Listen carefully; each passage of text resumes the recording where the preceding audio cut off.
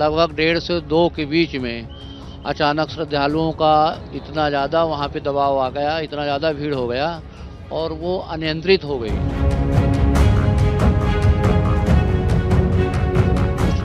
भगदड़ जी जैसे एक दूसरे को धक्का मुक्की ये सब हुआ और कुछ वहाँ महिलाएं, कुछ वृद्धजन उसी भीड़ धक्का मुक्की में कुछ दब गए।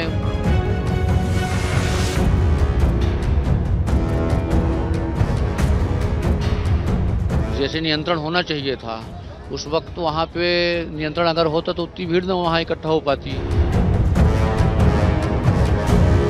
यहाँ पर अखाड़ों ने जो फैसला लिया है वो समय को देखते हुए बिल्कुल सही फैसला कहा जा सकता है, क्योंकि अगर अखाड़े शाही स्नान के लिए इस वक्त पहुंचते तो यहाँ पर भीड़ और ज्यादा बढ़ जाती और लोग अखाड़ों के शाही यात्रा को देखने के लिए रुक जाते हैं, रात भर इंतजार करते हैं स्नान करने के बावजूद भी। तो ऐसी स्थिति में यहाँ पर भीड़ का दबाव लगातार बढ़ता जाता रोमाना। लेकिन इस वक्त हमारे साथ एक चश्मदीद मौजूद है जो रात 1 बजे उसी घाट पर मौजूद थे जहाँ पर ये घटना हुई है। क्या नाम है आपका? जी सुशील पांडे, हम रीवा से आए हैं।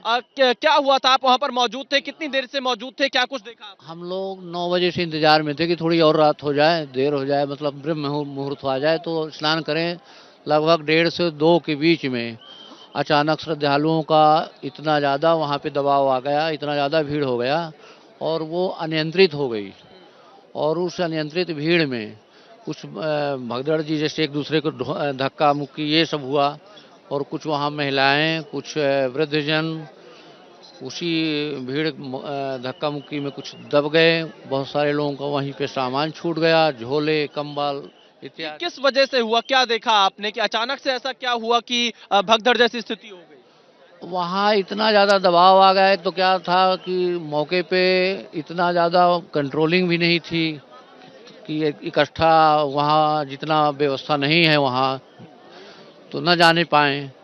तो वहाँ पे अचानक क्या है, संगम में नहाने की सभी की श्रद्धा होती है कि हम संगम में स्नान कर लें और भीड़ इतना ज़्यादा वहाँ पे दबाव हो गया भीड़ का और उसी भीड़ के दबाव में धक्का मुक्की हुई एक दूसरे को नहाने के। पुलिस प्रशासन के लोग उस वक्त मौजूद थे वहां पर? नहीं, मौजूद तो थे सर, पर जितना भीड़ के हिसाब से जैसे नियंत्रण होना चाहिए था उस वक्त वहाँ पे नियंत्रण अगर होता तो उतनी भीड़ न वहाँ इकट्ठा हो पाती। तो जितना नियंत्रण पुलिस को शुरू से अंदाजा होता कि भीड़ इकट्ठा हो रही है, ज़्यादा हो रही है, शायद पहले कुछ रोक लेते तो अनियंत्रित नहीं होती वहाँ की स्थिति। पर दबाव ज़्यादा हो गया भीड़ का। लोग वहां नीचे बैठे हुए थे या आ जा रहे थे? क्या कुछ हाँ ये भी था, कुछ वहाँ बैठे थे, नीचे बैठे थे, कंबल बिछा के लेटे थे कुछ, और वही जो नीचे बैठे थे तो वो दब कुचल गए, उनके सामान सारा छूट गया वहीं पे।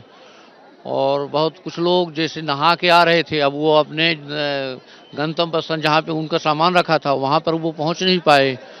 तो ऐसे बहुत सारे लोगों के जूते, चप्पल, झोला, कंबल और कुछ लोग दब गए। कितने लोग दबे होंगे आप उस समय? भी लगभग 15 से 20, हमारी एग्जैक्ट तो मैं नहीं बता सकता, इतनी तादाद में भीड़ थी।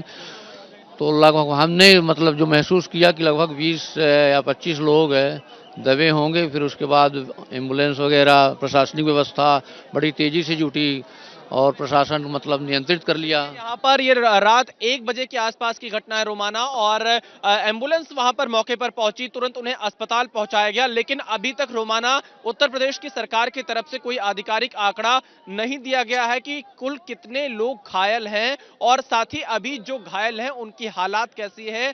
तो जिन्हें अस्पताल में भर्ती कराया गया, यहाँ पर केंद्रीय चिकित्सालय जो मेला क्षेत्र में ही बनाया गया है उसमें घायलों को भर्ती कराया गया। और उस वक्त मैं अस्पताल के बाहर मौजूद था जब मैंने देखा लगभग 25 से 30 एम्बुलेंस आधे घंटे के अंदर लगातार वहां पर घायलों को लेकर पहुंच रही थी। डॉक्टर्स की एक बड़ी टीम मौके पर मौजूद रही। इसके अलावा हमने ये भी देखा कि अभी भी थोड़ी देर पहले भी यहां पर जो संगम का क्षेत्र है वहां से एम्बुलेंस की आवाजाही काफी होती रही। हालांकि यूपी सरकार इस पर आधिकारिक तौर पर क्या बयान देती है वो देखना होगा। लेकिन प्रधानमंत्री मोदी ने मुख्यमंत्री योगी आदित्यनाथ से बातचीत कर इस पूरे मामले की जानकारी ली है और तस्वीरें मैं आपको दिखा देता हूं। रोमांचक रोमाना, आप ये देखिए भीड़ कितनी ज्यादा है। यहाँ पर अधिकारी तो मौके पर पहुंचे हुए हैं और इस वक्त प्रशासनिक अधिकारी भी मौके पर पहुंचे हैं। वो तस्वीरें भी मैं आपको दिखाता हूं। फिलहाल शायद क्या पता यहाँ पर अलग अलग रूट बनाने का प्लान किया जाए, क्योंकि अभी तक एक ही रूट से लोग आ रहे थे और जा रहे थे और अब शायद यहाँ पर बैरिकेडिंग बीच में लगाई गई है। लोग यहाँ से आगे बढ़ रहे हैं और साथ ही वरिष्ठ अधिकारी यहां मौके पर पहुंचे हैं और कोशिश ये कर रहे हैं कि अलग अलग रास्ते से जाए। पुलिस कमिश्नर यहां पर पहुंचे हुए हैं प्रयागराज के मेला क्षेत्र में। मैं तस्वीरें दिखाने चाहूंगा कि पुलिस कमिश्नर इस वक्त महाकुंभ मेला क्षेत्र में पहुंचे हुए हैं और हालात की स्थिति ले रहे हैं। मैं उनसे बातचीत करने की कोशिश करता हूं। कमिश्नर साहब, कमिश्नर साहब, कमिश्नर साहब, कमिश्नर साहब, क्या जानकारी मिल रही है हादसे का? कोई वजह अब तक पता चल पाई? अभी रुकिए, हम उसकी छानबीन कर रहे हैं। हाँ, कितने लोग घायल हैं, कोई जानकारी मिल पाई है? अभी रुकिए, हम साथ हैं। देखिए, अभी कोई स्पष्ट बयान यहाँ पर नहीं दिया जा रहा है। पुलिस कमिश्नर की तरफ से कह रहे हैं अभी हम जानकारी कर रहे हैं। 1 बजे की यह घटना है और इस वक्त सुबह के 6:48 हो रहे हैं और अभी भी पुलिस कमिश्नर यहाँ पर सिर्फ जानकारी करते हुए नजर आ रहे हैं। कोई स्पष्ट यहाँ पर आधिकारिक बयान पुलिस कमिश्नर की तरफ से नहीं दिया जा रहा है। हालांकि मेला क्षेत्र उनके अधीन एक तरह से नहीं आएगा। मेला क्षेत्र के एसएसपी अलग है, लेकिन प्रयागराज के पुलिस कमिश्नर है और हमने जब उनसे पूछा कि आखिरकार क्या जानकारी है, क्यों घटना हुई और कितने लोग घायल हैं, तो इसकी कोई भी जानकारी उन्होंने देने से साफ तौर से इनकार कर दिया। एबीपी माझा, उघडा डोळे बघा नीट।